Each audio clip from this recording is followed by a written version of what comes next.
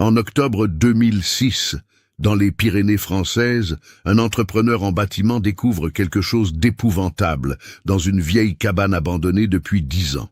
Ce qu'il trouve dans les poutres en bois décomposé va révéler l'une des affaires criminelles les plus troublantes de la région. Une famille entière, père, mère et 2 enfants, avait disparu sans laisser de traces en novembre 1996. Pendant une décennie, personne n'avait compris ce qui leur était arrivé, mais ce jour-là, des milliers de larves d'insectes conservées dans le bois allaient parler à la place des morts. L'analyse entomologique de ces asticots révélerait non seulement comment cette famille avait péri, mais aussi pourquoi quelqu'un avait voulu les faire taire à tout prix. Cette découverte allait exposer un réseau de corruption qui s'étendait bien au-delà de cette cabane isolée dans les montagnes. Comment est-il possible qu'une vérité aussi sinistre reste cachée pendant 10 longues années, dans des preuves microscopiques que personne n'avait pensé à examiner? Avant de continuer avec cette histoire perturbante, si vous appréciez les enquêtes sur des affaires réelles et mystérieuses, comme celle-ci, abonnez-vous à la chaîne et activez les notifications pour ne manquer aucune nouvelle affaire. Maintenant, découvrons comment tout a commencé.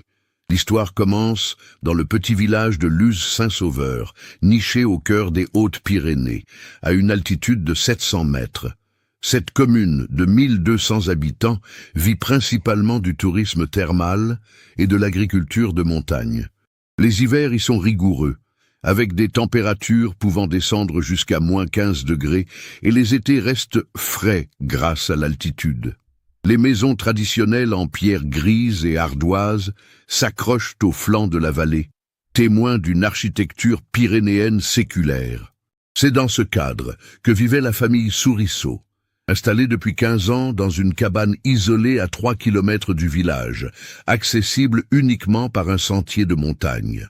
Anatole Sourisseau, alors âgé de 48 ans, était un apiculteur passionné qui avait quitté sa vie d'employé de bureau à Toulouse pour se consacrer entièrement à l'élevage d'abeilles. Grand homme aux cheveux grisonnants et aux mains calleuses, par des années de travail en plein air, il possédait une connaissance encyclopédique des cycles naturels et des écosystèmes montagnards. Germaine, sa femme de 44 ans, ancienne institutrice, l'avait suivi dans cette aventure avec un enthousiasme contagieux. Petite femme énergique aux yeux verts perçants, elle tenait les comptes de leur petite entreprise familiale et s'occupait de la commercialisation de leur miel dans les marchés locaux. Leurs enfants, Gatien, 14 ans, et Oriane, 11 ans, avaient grandi dans ce milieu naturel exceptionnel. Gatien, adolescent dégingandé aux cheveux blonds comme ceux de sa mère, montrait déjà des aptitudes remarquables pour l'apiculture et aidait son père durant les week-ends et les vacances scolaires. Oriane, petite fille curieuse aux boucles châtaines, collectionnait les insectes et pouvait identifier toutes les espèces de fleurs sauvages de la région. La famille possédait 120 ruches réparties sur plusieurs sites, dans un rayon de 10 kilomètres autour de leur habitation. Leur miel, réputé pour sa qualité exceptionnelle, était vendu dans les épiceries fines de Lourdes et de Tarbes.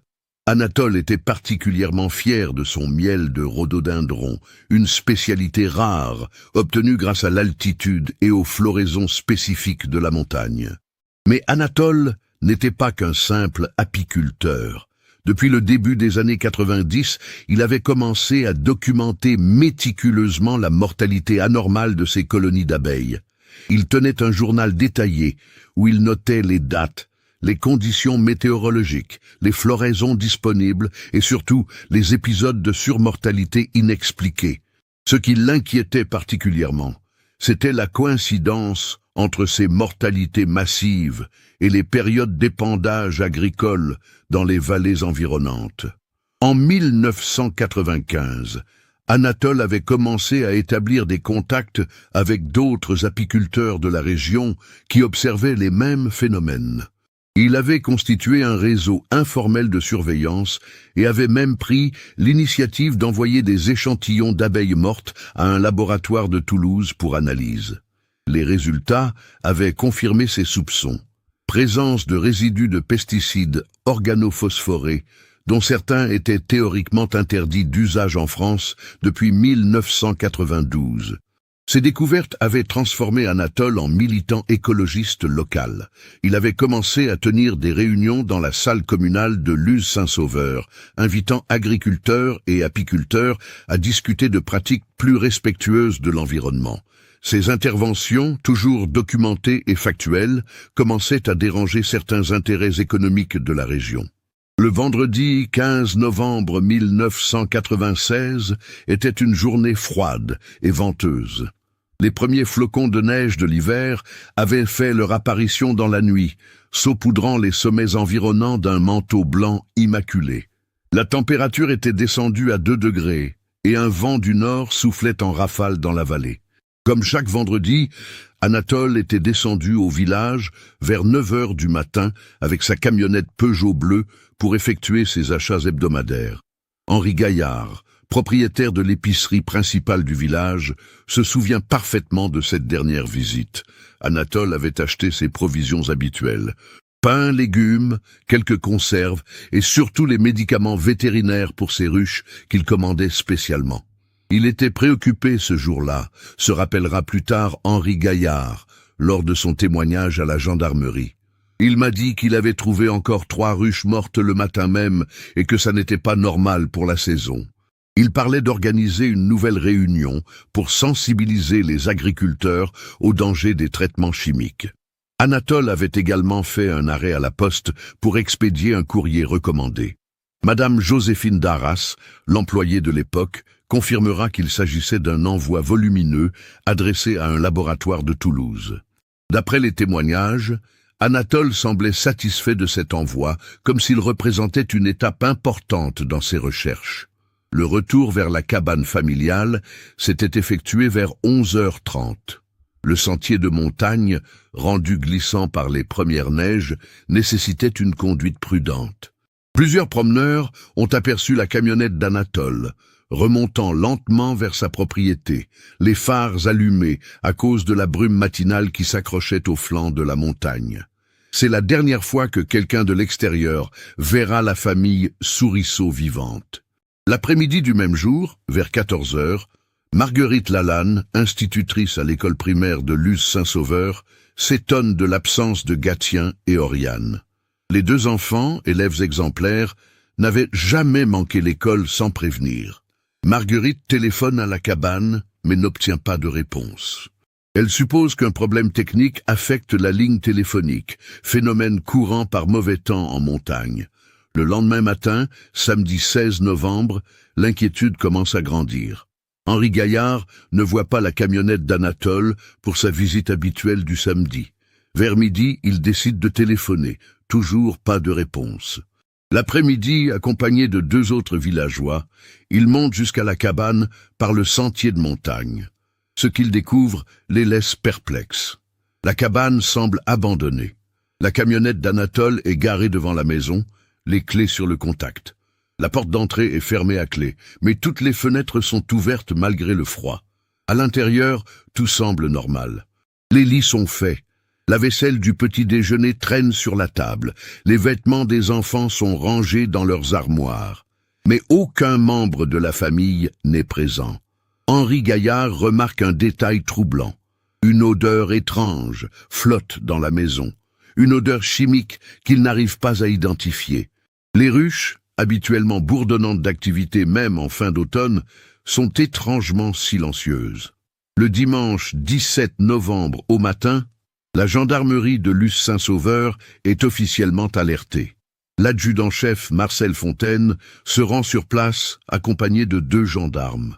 L'enquête préliminaire révèle plusieurs éléments troublants. Les affaires personnelles de la famille sont toutes présentes. Aucun signe de lutte n'est visible. Les économies familiales cachées dans un bocal en verre sous l'évier sont intactes. Mais l'élément le plus déconcertant est l'état des ruches. Toutes les colonies sont mortes.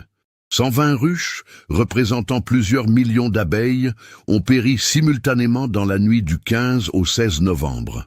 Un phénomène que les experts consultés décrivent comme biologiquement impossible dans les conditions climatiques de l'époque. Les recherches s'intensifient. Pendant 3 semaines, gendarmes, pompiers et volontaires battent la montagne. Les rivières sont draguées, les grottes explorées, les puits inspectés. Des chiens policiers sont amenés de Toulouse pour tenter de retrouver une piste. Rien. L'hypothèse d'une fugue familiale est rapidement écartée. Pourquoi Anatole et Germaine auraient-ils abandonné leur vie de travail, leur ruche, leur maison? Et surtout, pourquoi auraient-ils emmené leurs enfants en plein hiver dans la montagne, sans provisions ni vêtements chauds? Au bout d'1 mois d'investigation infructueuse, l'affaire est classée comme disparition inquiétante. Les autorités privilégient l'hypothèse d'un accident en montagne, peut-être une chute dans un ravin impossible à localiser. Les conditions météorologiques difficiles de novembre 1996, avec des chutes de neige précoces et des brouillards persistants, auraient pu effacer toute trace d'un accident. Mais une question continue de hanter les enquêteurs. Comment une famille entière peut-elle disparaître sans laisser la moindre trace?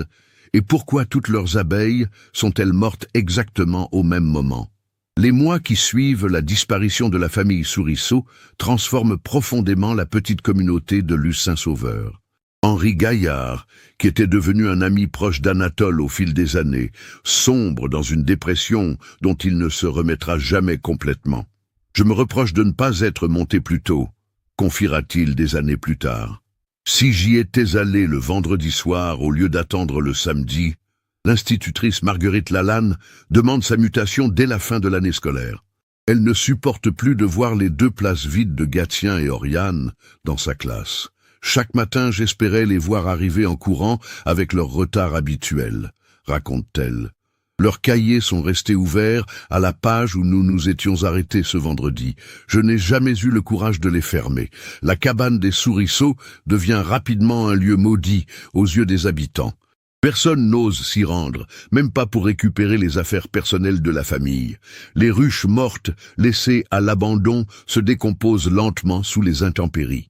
La nature reprend progressivement ses droits. Les ronces envahissent le petit jardin que Germaine entretenait avec amour. Les volets se déclouent sous l'effet du gel et du dégel. La toiture commence à laisser passer l'eau.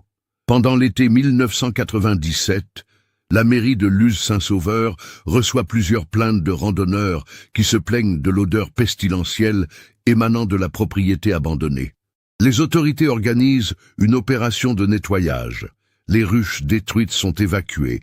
Les cadavres d'abeilles en décomposition sont enfouis dans une fosse commune creusée à même le terrain. L'enquête officielle piétine. L'adjudant-chef Marcel Fontaine, pourtant réputé pour sa ténacité, avoue son impuissance face à ce mystère. Toutes les pistes explorées se révèlent des impasses. L'hypothèse criminelle est envisagée, mais aucun mobile apparent n'émerge. Anatole et Germaine n'avaient pas d'ennemis connus. Leurs finances étaient saines, leur couple solide. Les enfants étaient appréciés de tous. Une théorie persistante circule néanmoins dans le village. Anatole aurait découvert quelque chose de compromettant concernant l'usage de pesticides interdits, et sa famille aurait été éliminée pour le faire taire. Cette hypothèse trouve un écho particulier auprès des autres apiculteurs de la région, qui observent eux aussi une surmortalité inexpliquée de leur colonie. En 1998, Jean-Claude Morel, apiculteur installé à Argelès-Gazost, téléphone à la gendarmerie. Il affirme avoir reçu des menaces anonymes après avoir publié dans le journal local un article sur la mortalité des abeilles liée au traitement chimique. « On m'a dit que je pourrais finir comme Anatole si je continuais à fouiner », déclare-t-il aux enquêteurs. Mais ces menaces restent invérifiables et l'enquête n'avance pas. L'affaire Souriceau devient progressivement un cold case, un dossier froid consulté de temps en temps par nostalgie mais sans espoir réel de résolution. Les années passent. Marcel Fontaine prend sa retraite en 2002, emportant avec lui ses regrets et ses questions non résolues. En 2003, un nouvel adjudant-chef arrive à Luz-Saint-Sauveur. Marceau Lafitte, 42 ans, ancien de la brigade criminelle de Toulouse. Homme méticuleux, aux cheveux poivre et sel, il a la réputation de ne jamais abandonner une enquête. Dès sa prise de fonction, il ressort le dossier Souriceau et le relie entièrement. Quelque chose le dérange dans cette affaire, un détail qui lui échappe mais qu'il sent important. Laffitte entreprend de réinterroger tous les témoins encore vivants. Il découvre que plusieurs d'entre eux sont morts dans des circonstances troublantes. Jean-Claude Morel, l'apiculteur qui avait reçu des menaces, est décédé dans un accident de voiture en 2001 sur une route qu'il connaissait parfaitement.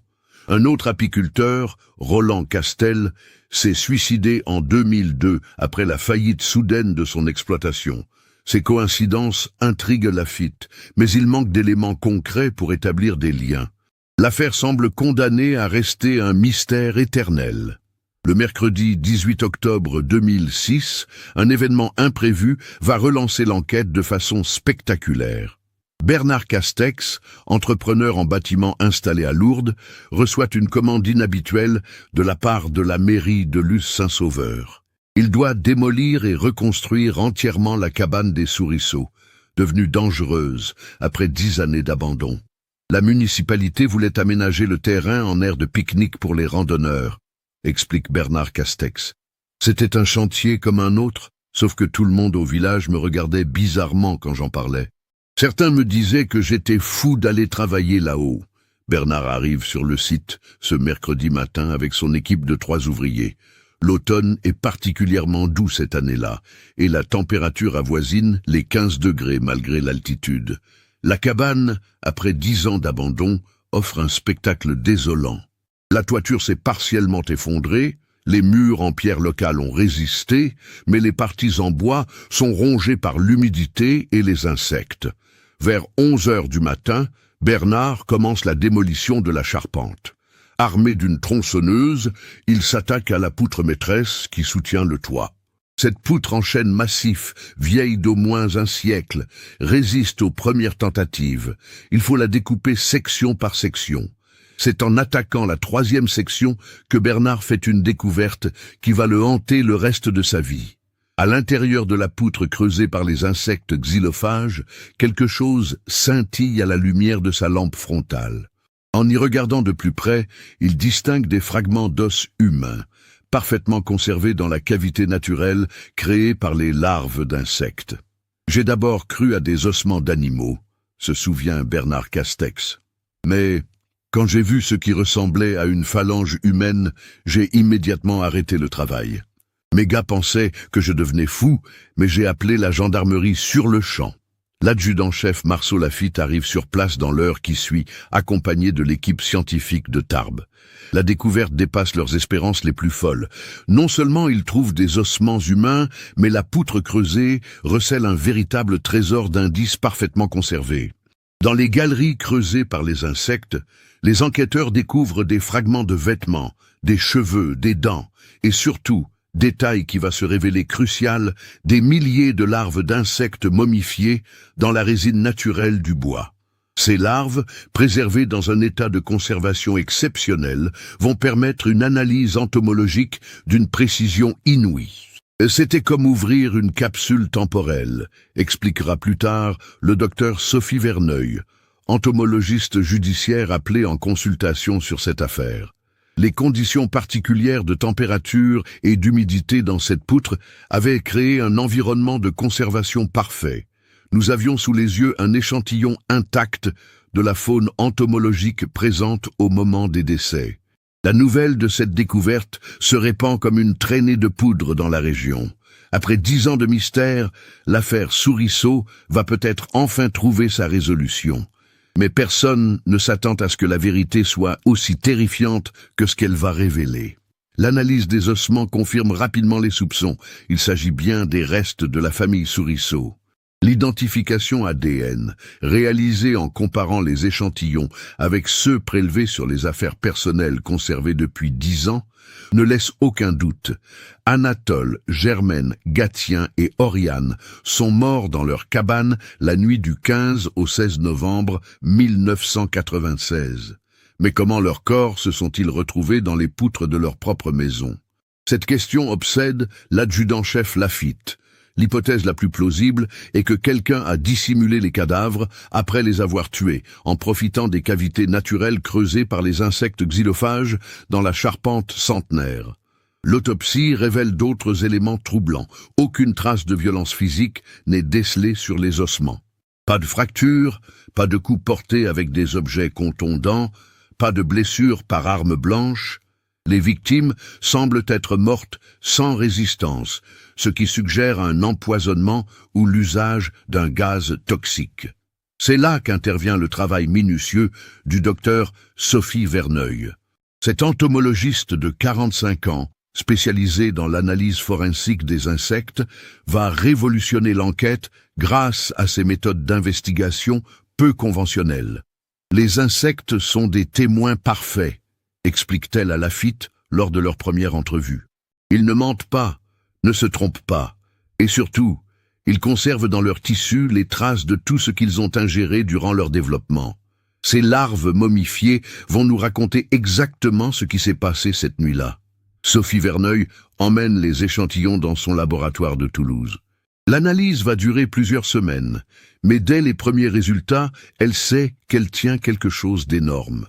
Les larves contiennent des traces de plusieurs substances chimiques qui n'auraient jamais dû se trouver dans l'environnement naturel d'une cabane de montagne. Pendant que les analyses se poursuivent, Laffitte décide de rouvrir entièrement l'enquête. Il constitue une nouvelle équipe d'investigation et reprend tous les témoignages depuis le début. Une piste l'intéresse particulièrement. Le courrier recommandé qu'Anatole avait expédié le jour de sa disparition. Grâce aux archives de la Poste, il retrouve la trace de cet envoi adressé au laboratoire Bioanalyse de Toulouse. Mais quand il contacte ce laboratoire, il découvre qu'il a fermé ses portes en 1999, officiellement pour cause de difficultés financières.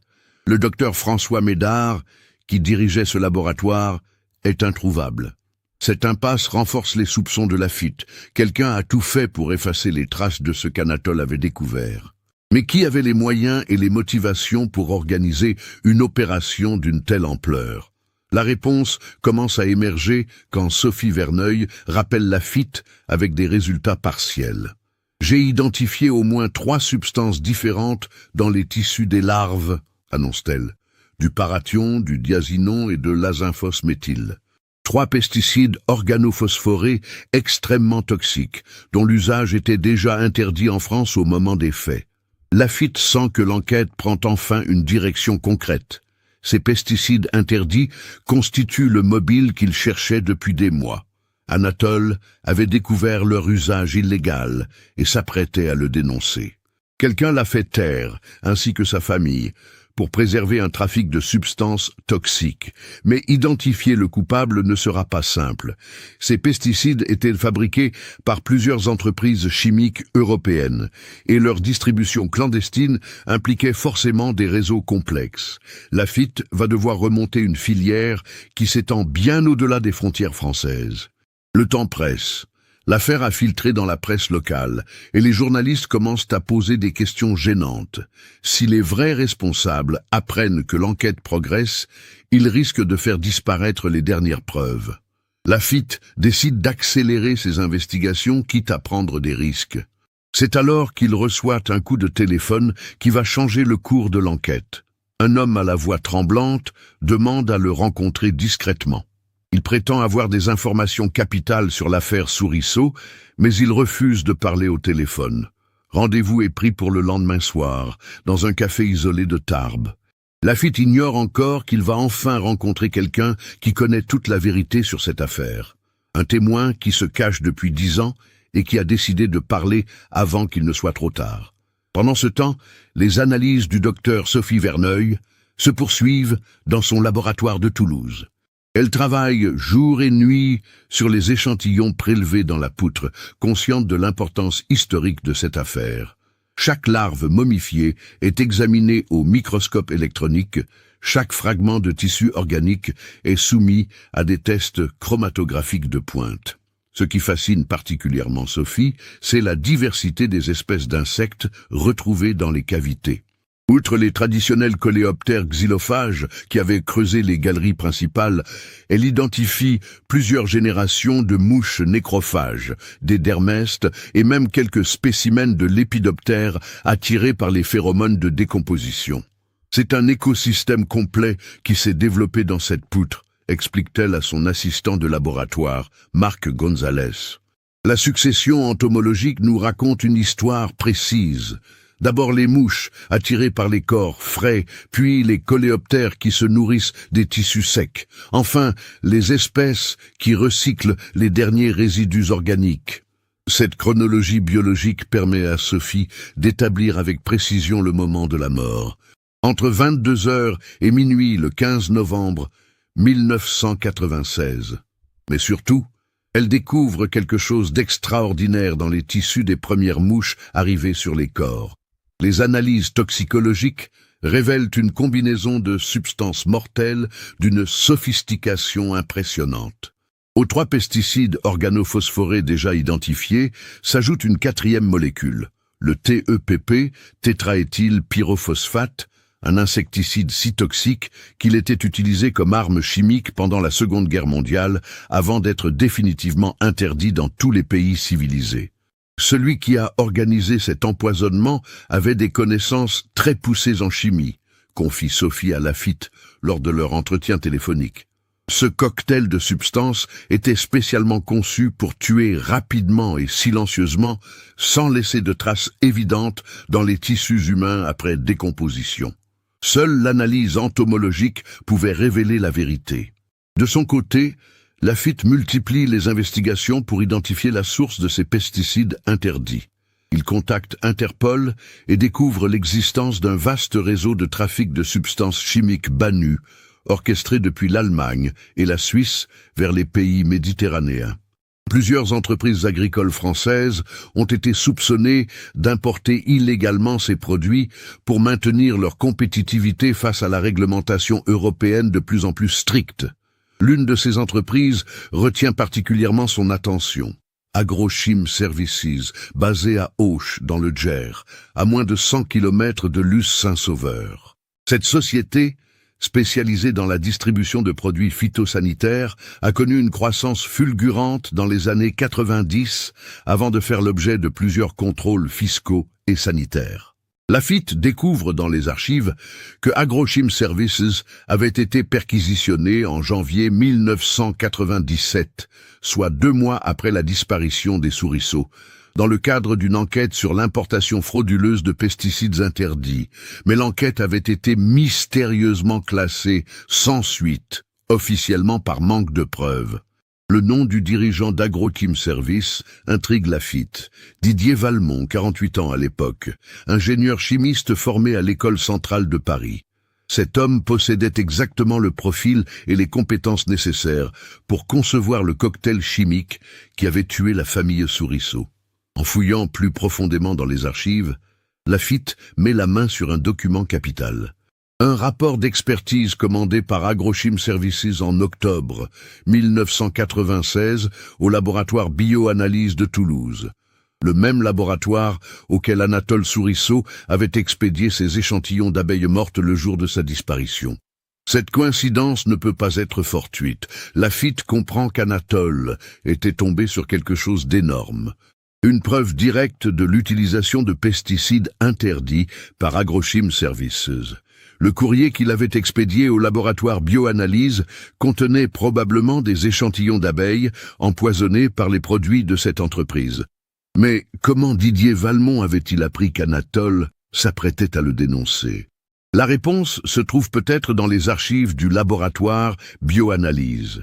Laffitte découvre que le docteur François Médard, qui dirigeait ce laboratoire, était en réalité un sous-traitant régulier d'Agrochim Services. Il analysait leurs produits pour s'assurer qu'ils échappaient aux contrôles officiels. Quand Anatole avait envoyé ses échantillons d'abeilles mortes à Bioanalyse, le docteur Médard avait immédiatement compris le danger. Ces échantillons contenaient la preuve irréfutable que Agrochim Services utilisait des pesticides interdits. Médard avait alerté Didier Valmont, qui avait décidé d'éliminer le problème à la source. Cette reconstitution des faits explique la rapidité avec laquelle l'opération avait été menée. Entre l'expédition du courrier d'Anatole le vendredi 15 novembre et l'empoisonnement de sa famille la nuit suivante, il ne s'était écoulé que quelques heures. Valmont disposait d'un réseau opérationnel capable d'intervenir immédiatement. Lafitte comprend également pourquoi toutes les abeilles des souriceaux étaient mortes simultanément. Les empoisonneurs avaient d'abord testé leur cocktail chimique sur les ruches pour s'assurer de son efficacité avant de l'utiliser sur la famille. La surmortalité des colonies d'abeilles n'était pas la conséquence de l'empoisonnement de leurs propriétaires, mais un test préliminaire.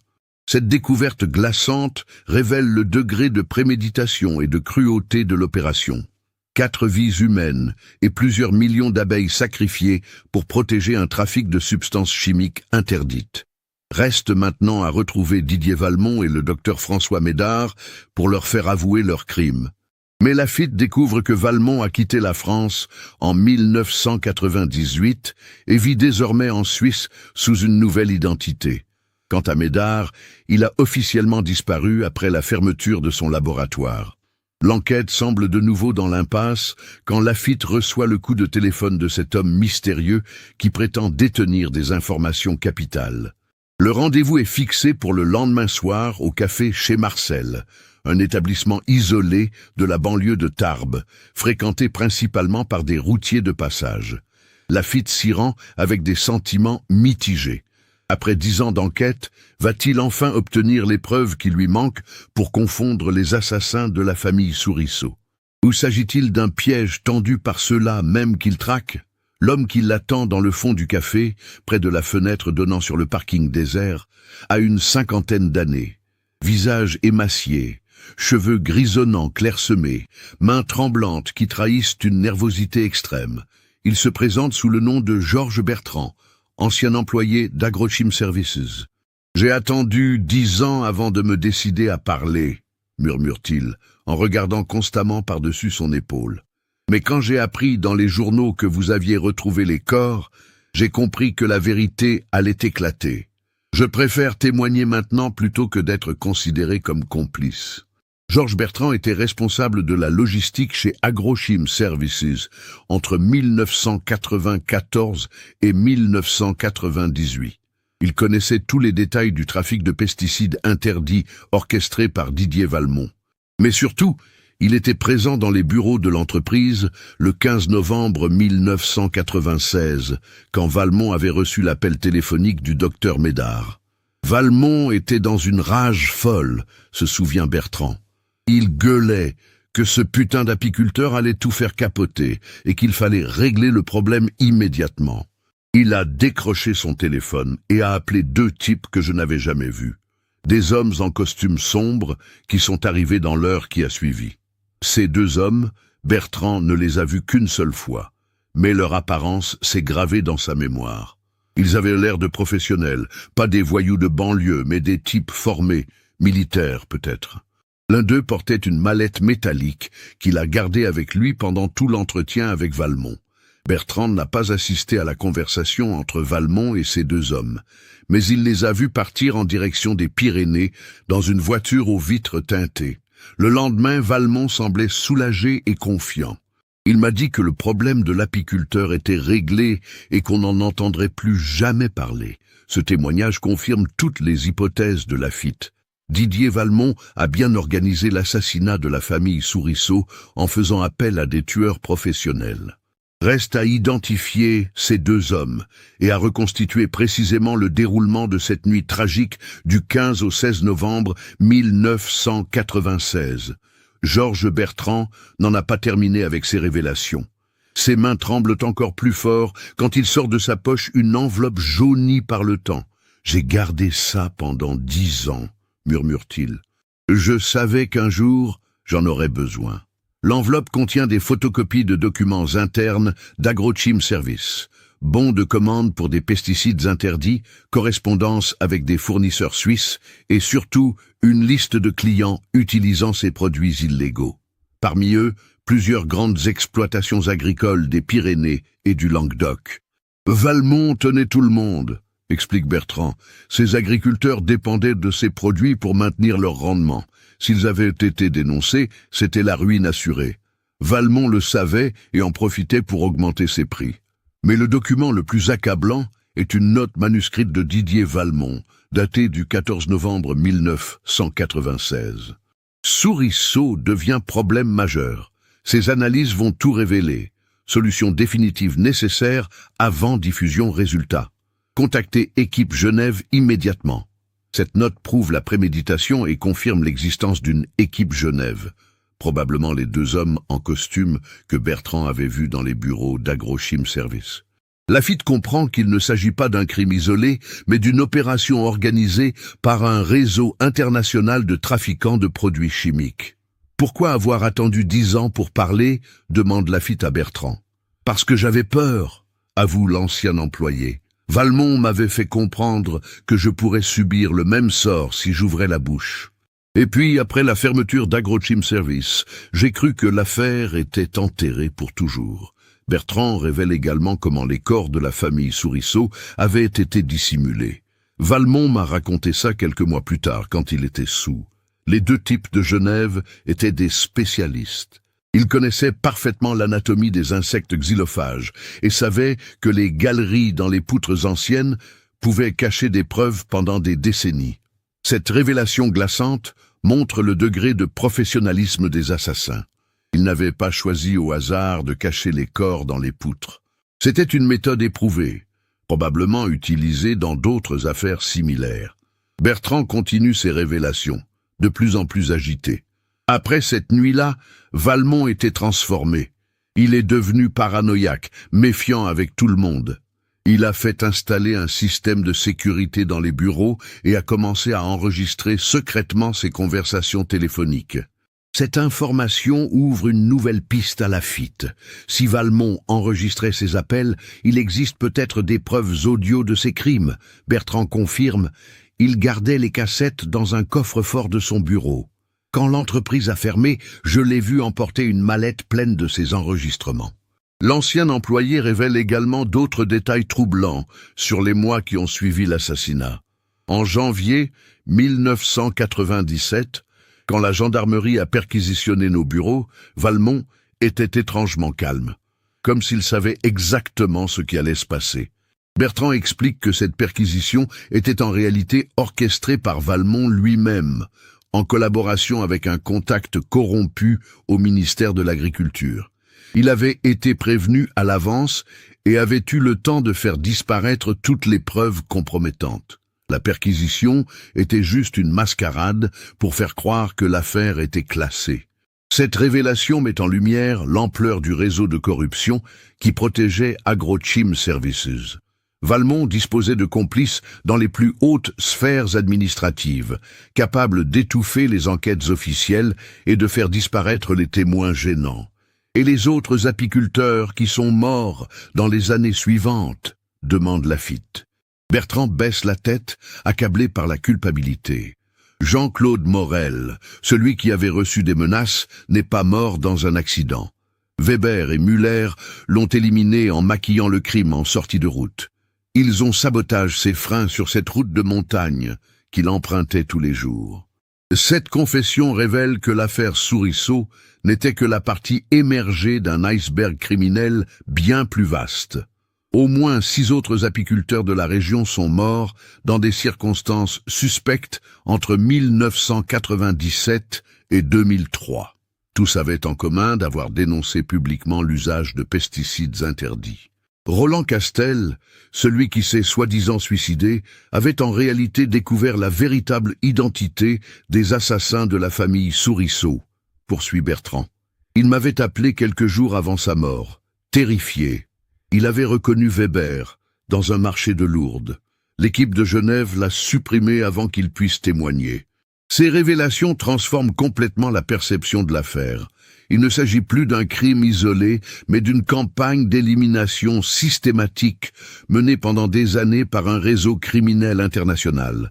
Laffitte comprend pourquoi l'enquête initiale n'avait mené à rien. Les enquêteurs ne cherchaient pas les bons coupables. Ils pensaient à un crime passionnel ou à un règlement de compte local, alors qu'ils faisaient face à une organisation criminelle dotée de moyens considérables et de protection politique. Pourquoi Valmont vous faisait-il ces confidences ? Demande Laffitte, intrigué par l'attitude du patron d'Agrochim Services. Il buvait beaucoup après l'affaire Souriceau, répond Bertrand. L'alcool déliait sa langue. Je pense qu'il avait besoin de se confier à quelqu'un, même s'il savait que c'était dangereux. Il me répétait souvent qu'il n'avait pas eu le choix, que c'était eux ou nous.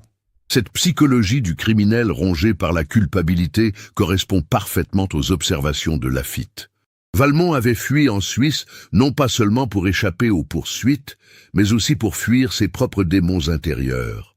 Bertrand sort de sa poche un dernier document, une liste manuscrite de noms, rédigée par Valmont en 1998.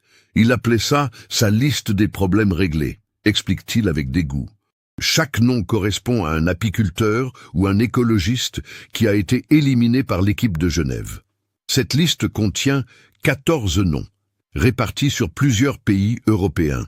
L'affaire Souriceau s'inscrit dans un contexte criminel continental, révélant l'existence d'un véritable cartel de l'agrochimie, prêt à tuer pour préserver ses profits. Fort de ces nouvelles preuves, Laffitte contacte immédiatement Interpol pour localiser Didier Valmont en Suisse. La coopération policière internationale permet de l'identifier rapidement. Il vit sous le nom de Daniel Moret dans un chalet luxueux près de Gstaad, officiellement retraité après avoir vendu ses parts dans une entreprise d'import-export de produits chimiques.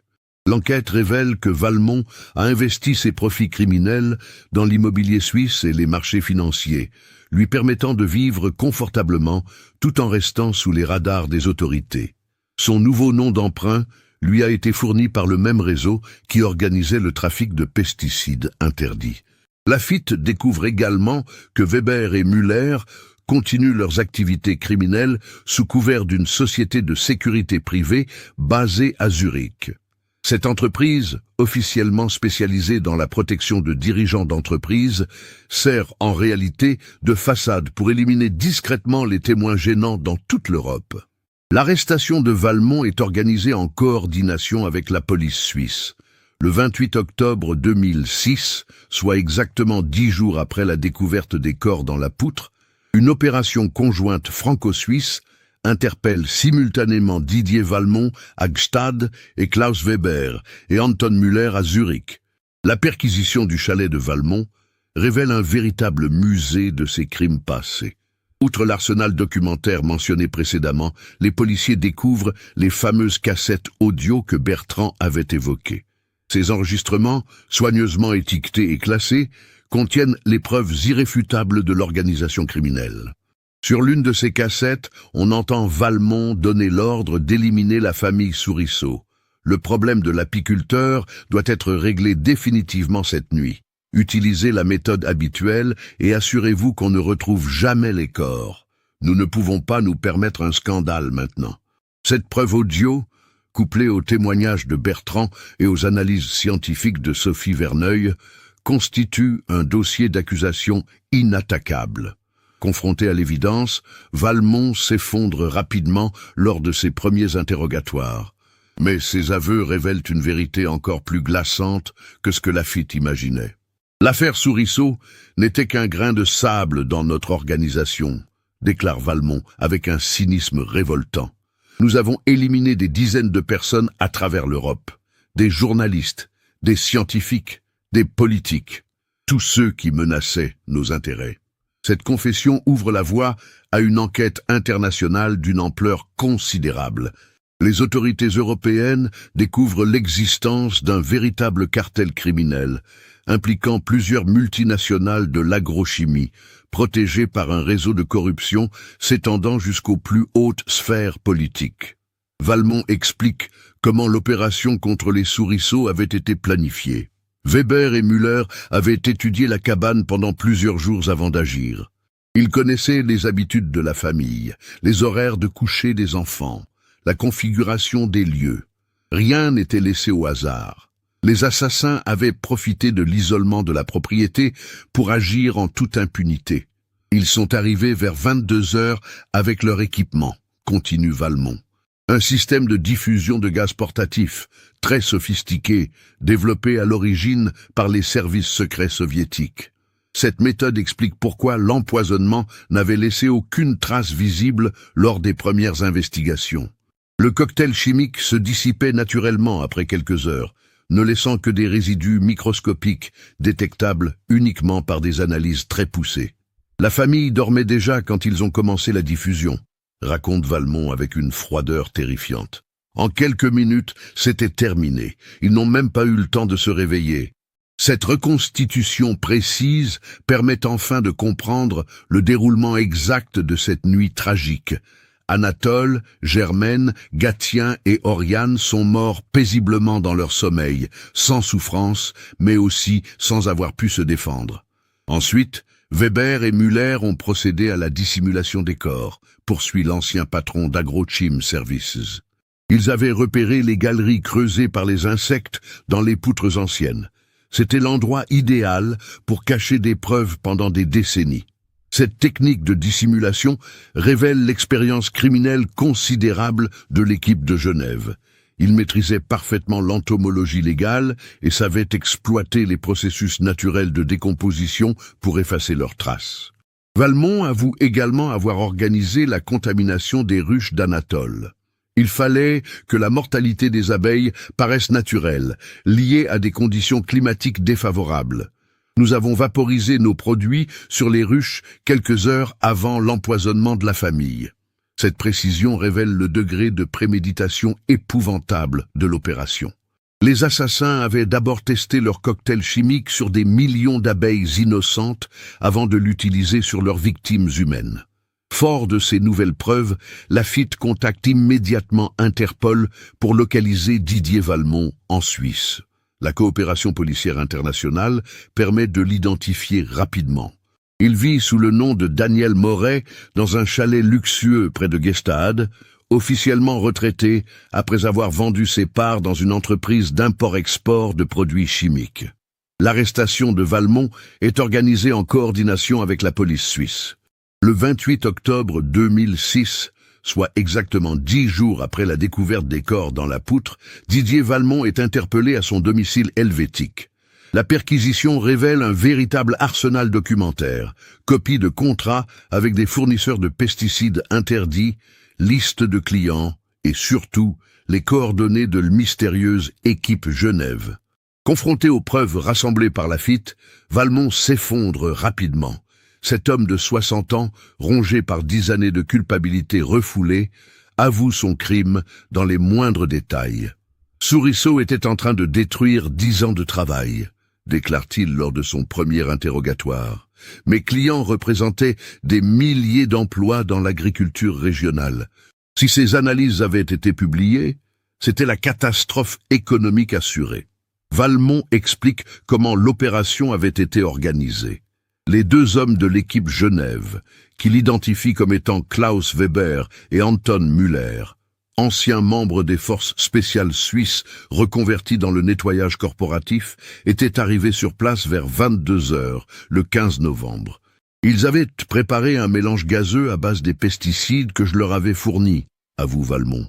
Le produit était diffusé par les bouches d'aération de la cabane. La famille s'est endormie et n'a jamais su ce qui lui arrivait. Cette méthode explique pourquoi aucun signe de lutte n'avait été retrouvé lors des premières investigations. Les victimes avaient été empoisonnées dans leur sommeil sans avoir conscience du danger.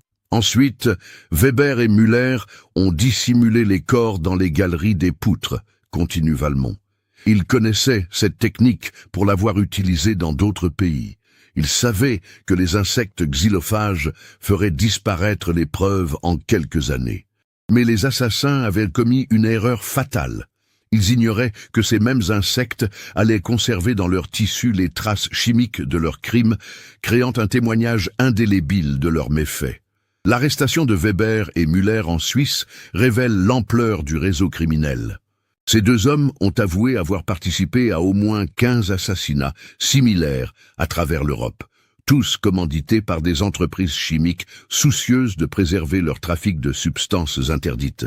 Le procès de Didier Valmont s'ouvre le 15 avril 2007 devant la cour d'assises des Hautes-Pyrénées, à Tarbes. L'affaire suscite un énorme retentissement médiatique, révélant au grand public l'existence de réseaux criminels organisés autour du trafic de pesticides interdits. Le témoignage de Georges Bertrand, devenu témoin protégé, constitue un moment d'émotion intense. Cet homme brisé par 10 ans de culpabilité explique aux jurés comment sa lâcheté a permis aux assassins d'échapper aux recherches pendant une décennie. Chaque jour, je pensais à ces 4 innocents qui étaient morts à cause de mon silence, déclare-t-il à la barre. Si j'avais parlé plus tôt, peut-être que d'autres familles auraient été épargnées. Le docteur Sophie Verneuil présente ses analyses entomologiques avec une précision scientifique saisissante. Ses explications sur la conservation des preuves chimiques dans les tissus des larves fascinent l'assistance et convainquent définitivement les jurés de la culpabilité de l'accusé. Ces insectes ont été les gardiens silencieux de la vérité pendant 10 ans, déclare-t-elle. Ils ont préservé intact le témoignage de ce crime atroce, attendant patiemment qu'on vienne les écouter. L'émotion atteint son paroxysme quand l'adjudant-chef Marceau Lafitte lit à haute voix les dernières lettres qu'Anatole Souriceau avait écrites à des confrères apiculteurs retrouvés dans ses affaires personnelles. Ces lettres révèlent un homme passionné par son métier, préoccupé par la protection de l'environnement et totalement inconscient du danger qui le menaçait. Je suis convaincu que nous, apiculteurs, avons un rôle de sentinelle de la nature, écrivait Anatole quelques jours avant sa mort. Si nous ne dénonçons pas ces pratiques destructrices, qui le fera? Nos abeilles nous montrent le chemin vers un avenir plus respectueux du vivant. Ces mots, lus 10 ans après sa disparition, résonnent comme un testament poignant et révèlent toute l'absurdité de ce crime. Anatole Souriceau n'était pas un ennemi des agriculteurs, mais un défenseur de l'agriculture durable. Son assassinat avait privé la région d'une voie de sagesse et de modération.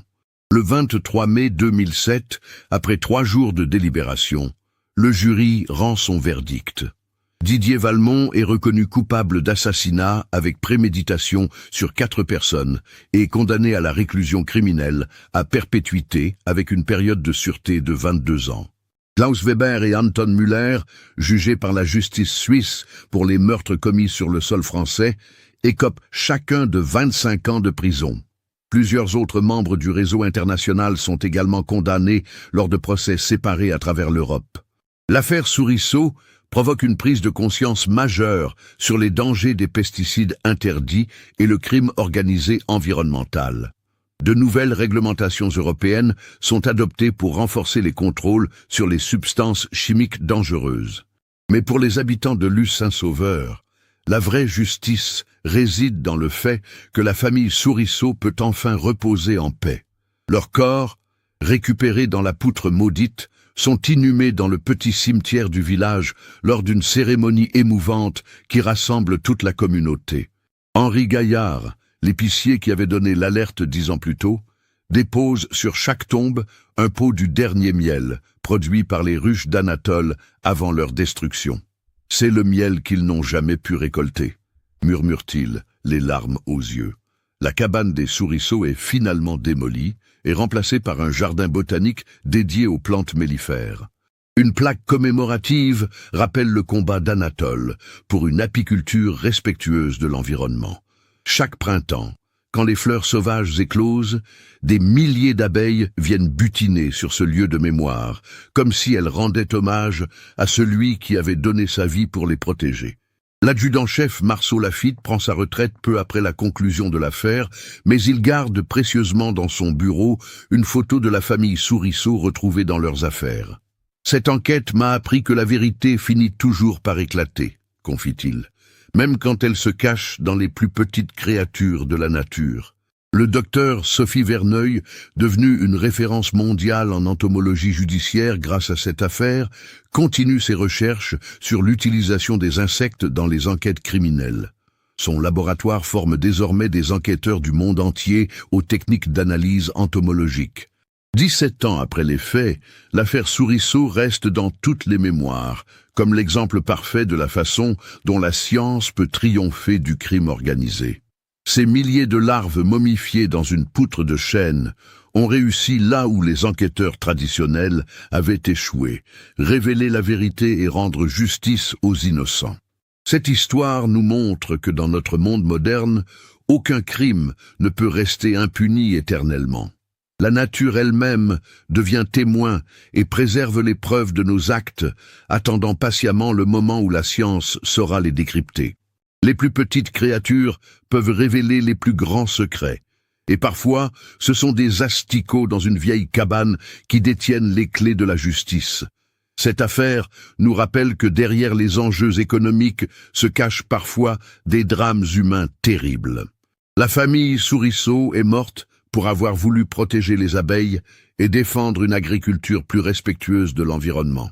Leur sacrifice n'aura pas été vain s'il nous sensibilise aux dangers des pratiques agricoles destructrices. Que pensez-vous de cette histoire? Aviez-vous deviné que l'analyse des insectes allait révéler un empoisonnement? Partagez vos réflexions dans les commentaires. Si cette enquête vous a captivé, n'hésitez pas à vous abonner à la chaîne et à activer les notifications pour découvrir d'autres affaires criminelles résolues grâce à la science moderne. Laissez un like si cette histoire vous a ému et partagez-la avec vos proches qui s'intéressent aux enquêtes criminelles. À bientôt pour une nouvelle affaire mystérieuse.